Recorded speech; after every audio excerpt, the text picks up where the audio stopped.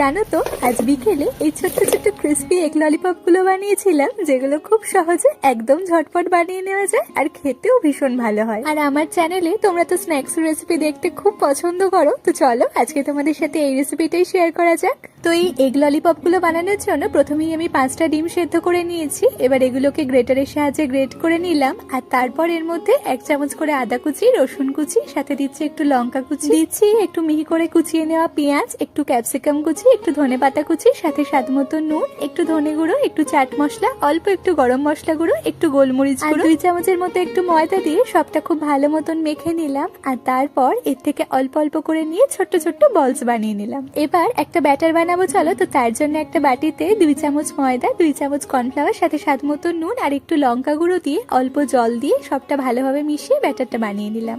এরপর প্রথমে শুকনো ময়দায় বলস গুলোকে কোট করে নিয়ে তারপর এক এক করে ব্যাটারে ডুবিয়ে শেষে বিস্কুট গুঁড়োর কোট করে নিলাম। তবে তোমরা চাইলে এগুলোকে ব্রেড ক্রামস এর কোটও করতে পারো। তো এগুলোকে একবার করে কোট করা হয়ে গেলে আবারও ব্যাটারে ডুবিয়ে আবারও বিস্কুট গুঁড়োর কোট করে নিলাম, আর এইভাবে সবগুলো ডাবল কোট করে নিলাম। আর তারপর কড়াইতে তেল গরম করে এর মধ্যে এগুলোকে দিয়ে মিডিয়াম ফ্লেমে একদম মুচমুচে করে ভেজে তুলে নিলাম। ব্যাস, তাহলেই আমাদের টেস্টি এগ ললিপপ একদম রেডি। এবার এগুলোকে একটা প্লেটে টমেটো সসের সাথে সার্ভ করে নিচ্ছি, আর তারপর কয়েকটা টুথপিক নিয়ে এই বলস গুলোতে গেঁথে দিলাম। তাহলে তোমাদের এই ইজি স্ন্যাক্স রেসিপিটা কেমন লাগলো অবশ্যই কমেন্টে জানিও, আর ভালো লাগলে চ্যানেলটাকে প্লিজ একটা সাবস্ক্রাইব করে দিও। আর আজকের মতো এইটুকুই, দেখা হচ্ছে তোমাদের সাথে আবারও কাল নতুন একটা রেসিপি নিয়ে। ততক্ষণ সবাই খুব খুব ভালো থেকো।